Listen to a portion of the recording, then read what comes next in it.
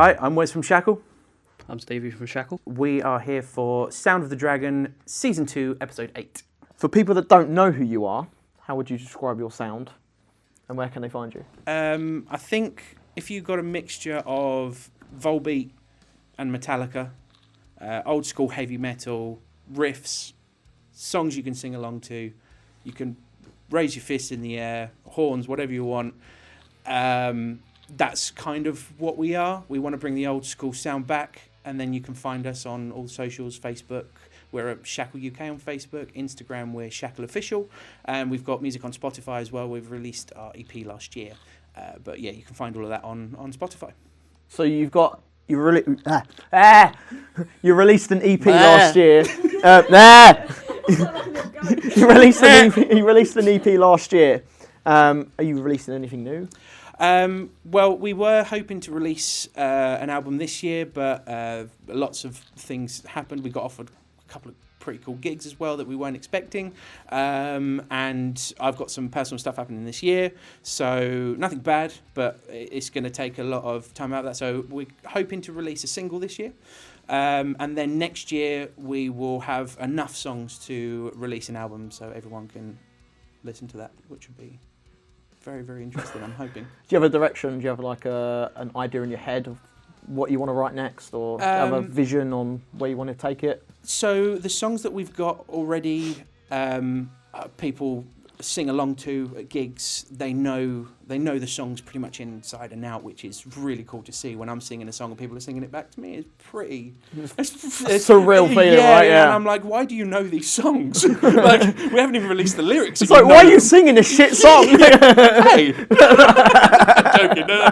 But it is. It's like, it is a surreal feeling. But the aim, sound-wise, again, is just to release music that people can sing along to. We want to bring the nostalgia back from the 80s, from the 90s heavy metal. We want chunky riffs, harmonizing riffs as well, solos. We just want people to remember what they've had in the past, and hopefully be a band that people can go, Metallica are retiring, all these bands are retiring, who's going to be next? Would be nice if we were on the list as well. Yeah. That would be a surreal feeling. Yeah. So let's say you had like a big festival coming up. What would a rehearsal look like preparing for that? I think if we were in a rehearsal room, for example, I think we'd have to shuffle the whole room around, have it as we're going to be playing the gig, set it up as the gig, try and synchronise what we're going to be doing on the stage, rehearse not just the songs but also the way we move, so we don't end up fumbling over each other and I'm going to be over here at this point, you're going to be over here. Just make it look like a show and not just four guys on stage playing some music people don't really know.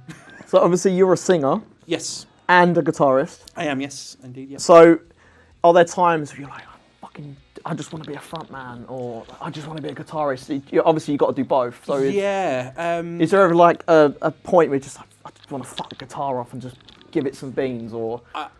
First and foremost, I'm a guitarist. Yes. That's always been the thing that I've always wanted to be. I've done acoustic stuff before.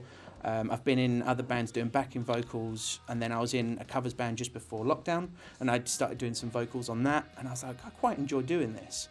But then obviously COVID happened, all that, and then after all of that, I started doing a lot more YouTube stuff, and then got writing riffs. The riffs came into songs. I started writing lyrics, and I was like, I think I've got something here. So it's nice to be able to do both, but I just want to fucking rip a solo. Sorry. It's okay. No, go for it. I just want to rip a solo and go melt some faces, basically. I want to be out there, but doing the vocals as well, seeing, like I said before, seeing people sing along, that's really cool. So you mentioned the 80s. I'm assuming your influences are Metallica.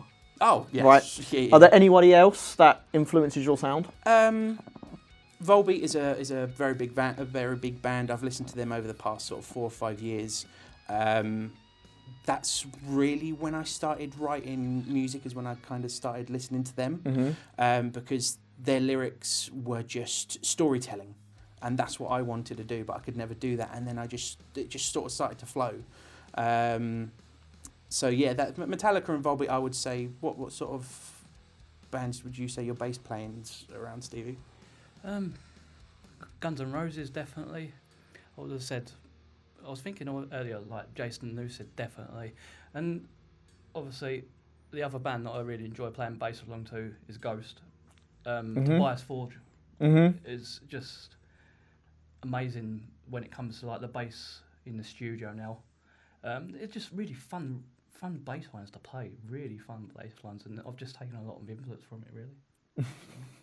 So what would you say your favourite bass player is, Stevie, that inspires you, and you bring that to Shackle? One person, Duff McKagan. Duff McKagan, yeah. Hands down, he's a great player. No, very much so. And you've got his sync and bass as well. Yeah. Do you listen to any of his other stuff, like Velvet Revolver, his solo stuff? Yes, Velvet Revolver, definitely.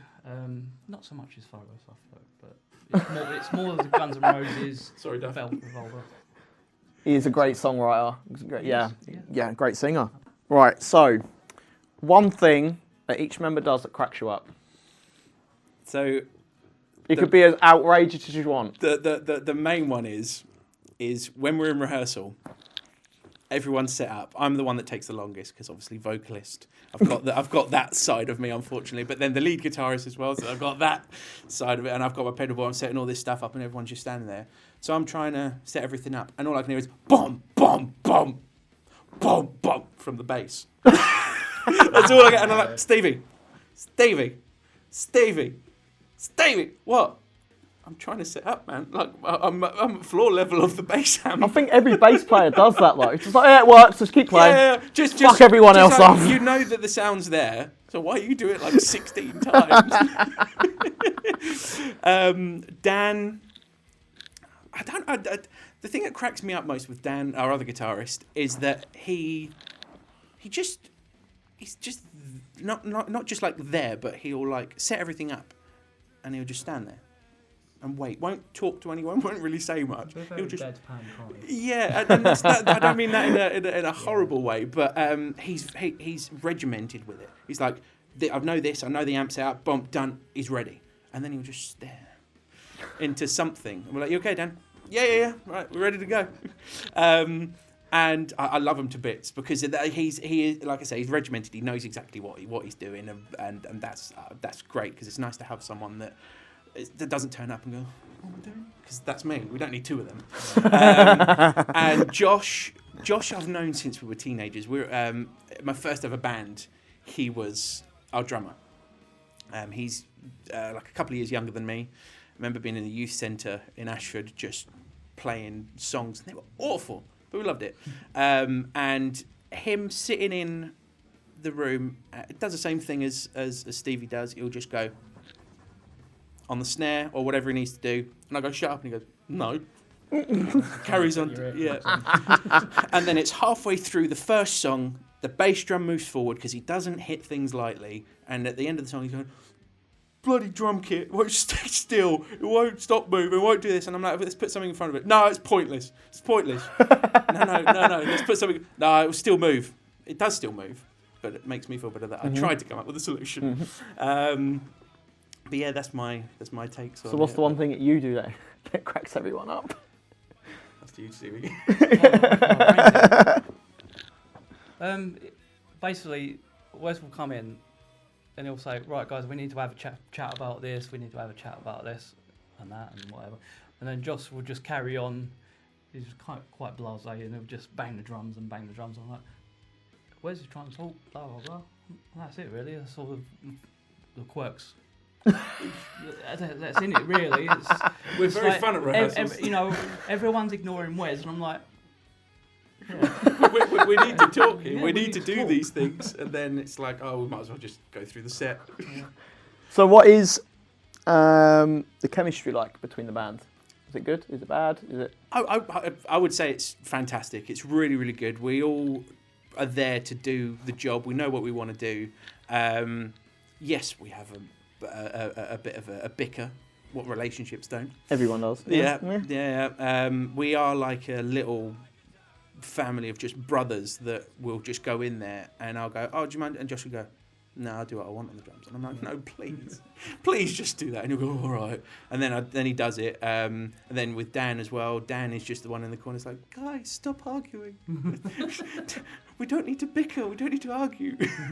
And then, yeah, it's a nice environment to be in. It's the best, I would say, best band environment that I've ever been in. Oh, good. Which is really nice. So, what does each other member bring to the table? You bring the bass. Dan brings the rhythm. Thunder. I think Dan definitely brings stability to the rhythm guitar side because he is. There's no question. I say, oh, do you mind doing that? Pff, done. He's there. He'll do it. There's no question about it. He'll ask me about things. He's never sort of. I said before he kind of sits in silence. But if he needs to know something or he needs to master something on the guitar, he will do it. He will ask me questions. He will send me videos and go, oh, is this how it's done? Is this? That's what I find great about Dan. Mm-hmm. Josh is a fantastic drummer. He's actually a drum and bass drummer, which is a weird. Okay. He loves his drum and bass, but he loves metal as well. So his drums bring a big dynamic because it's not just one genre that he brings. He brings in drum and bass. He brings in hip hop. He brings in. Is he metal. a massive fan of Pendulum? Yes. Yeah. They're insane live. Yeah. Oh yeah. Yeah. Loves that. He loves his hip hop as well. Loves all that stuff. So it actually brings a dynamic. It's not just a constant crash, or it's not just a constant like double pedal all the time. There is dynamic to it, and that's what I think it brings. What was one of the main things that brings our sound into something different. It's because you're not expecting the drums to do that. And then Stevie with bass. Stevie is a guitarist. Okay. And he came in as just learning to play the bass. And I said to him, I don't want you to come in and follow the guitars. Do something different. Do what you think is going to be best for the Fill songs. the space. Yeah. And that's what I try to do as a bass player. Yeah. And then when me and Dan are chugging along, he's got some bass lines, adding melody to parts that you wouldn't really think there should be melody in, but it works so well. Mm-hmm. So yeah, that's what I think about that. So what is the writing process like?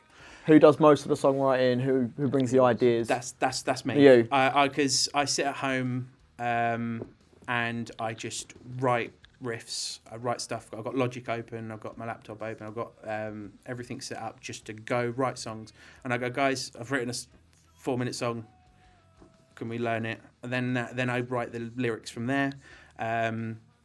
It's all basic rubbish drums on Logic and stuff like that because it's like the stuff that it comes with and it's completely dragging. And Josh is like, oh, I hate listening to these things because it drags. It's really behind, and I'm like, I can't do anything about it. I'm not a producer. I don't do these things. That's your job to figure out what you need to do. And it's I just sit at home, write riffs, and go, that'll do. Do you write a lot of riffs in one take, or do you have to spend sort of like a couple of hours on one song, come back to it later on, or get an idea in a couple of days? Yeah, so what I do is I get writer's block quite a lot. So the way I get out of it is I just write maybe 16 riffs, and out of every 16 riffs I write, the next one is a full song. Nothing to do with the riffs I've just written, but it just gets me somewhere. Yeah. And like for example, our first single, Lady Flamenco. Thank you. Thank you very much. And what it does, there's the harmony part just before the solo. And that is what I started the song off with. And then I was like, oh, this sounds kind of flamenco-y. And then I added the acoustic guitar as the intro. And I was like, okay, this works. So then I just did what I did on the acoustic on electric. Mm-hmm. And then it evolved from there. And then I was like, okay, I can write something here. And that was the first song that I wrote for the band. That's really cool. Yeah. So how do you layer it? So when you're writing, is it always guitar first, and then you bring always. it? Yeah, because that's my main instrument. So that's and then is it drums on top of that when you bring it to rehearsal, or is it like everyone just has their own? So the drums. So I do it in a weird way where I'll get the Logic drums because I can't write riffs to a click track. I know it sounds weird, but I need a drum, I need a tempo, and I need a style of drum. So I layer that on first, and then I write from there. So You could say it's drums, but it's not the real drums. It's just a bass, and then I add the guitar on top of that. So adding the guitar that's the real start of it.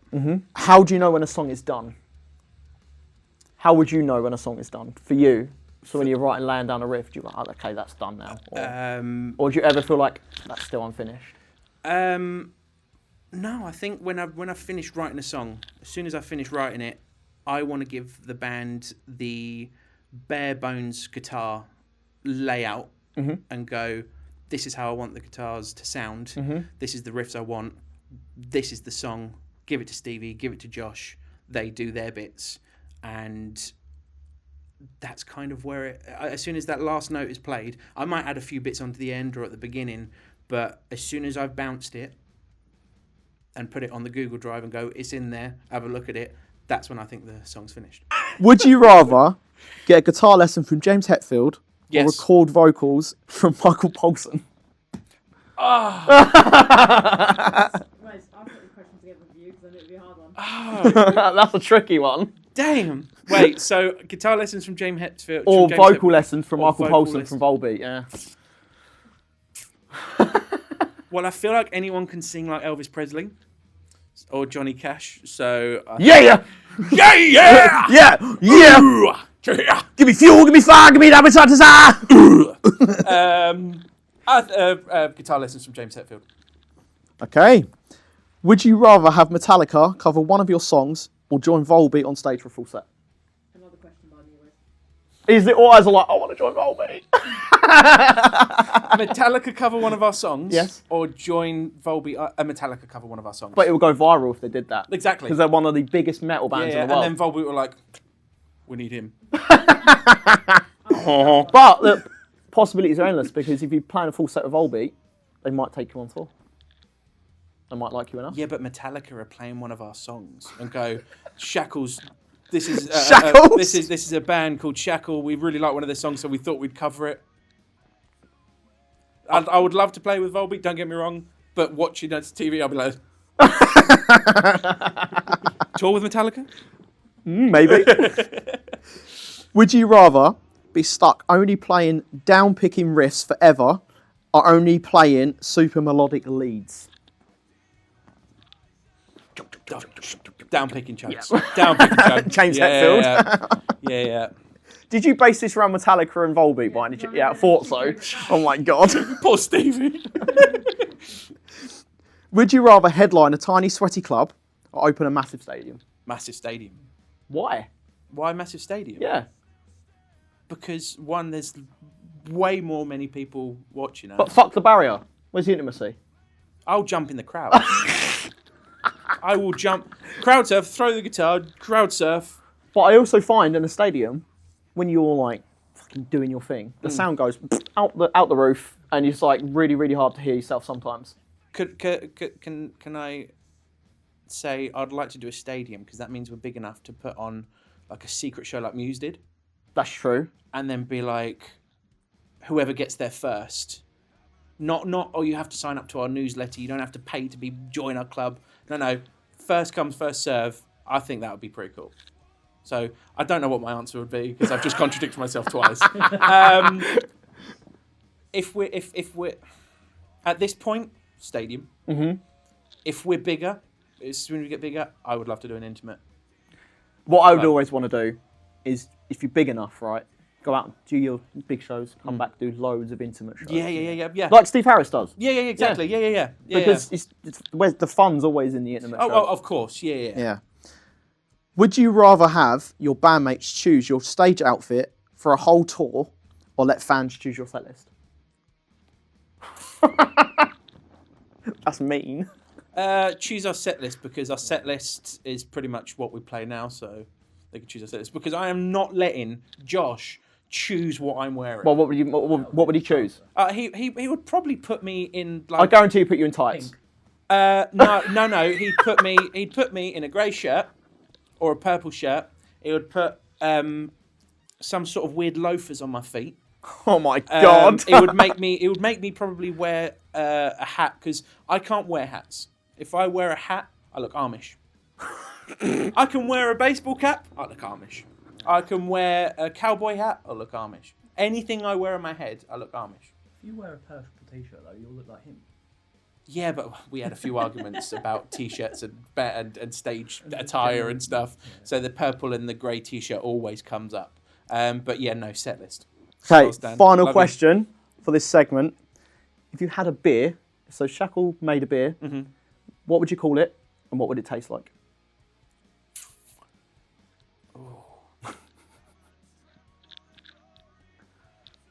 Oh, God. Here come the crickets. Tumbleweed. We would have to name it after one of our songs, I think. Okay. I think that would be... The Resuscitator. The Resuscitator. Yeah. I think Goddesses would be a good name for it. And I think it would taste like beer. Beer, because you said it's beer, right? Yeah, it would taste like beer. Every beer sounds. If it's a lager, they all. Oh, wait, you mean you could have a custom beer or energy drink, as it says on here. Oh, I forgot to leave the. Oh, okay. It'll have to be energy drink because Josh is like a monster fiend. Yeah. But what flavour are you having? Because I know there's peach, there's mango, there's. I like the peach. I have to have the zero sugar stuff because the other stuff is just. It makes your teeth feel weird. Yeah. Probably be like a peach flavoured one, and again, or like a strawberry cherry type thing, and call it Lady Flamenco.